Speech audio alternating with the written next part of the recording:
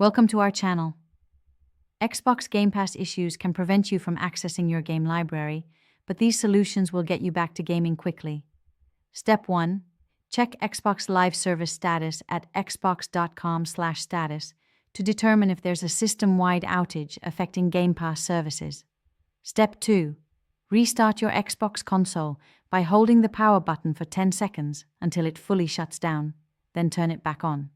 Step 3.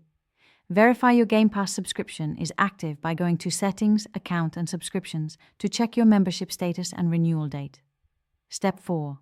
Clear the local saved game cache by going to Settings, System, Storage, and selecting Clear Local Saved Games, which won't delete your cloud saves. Step 5.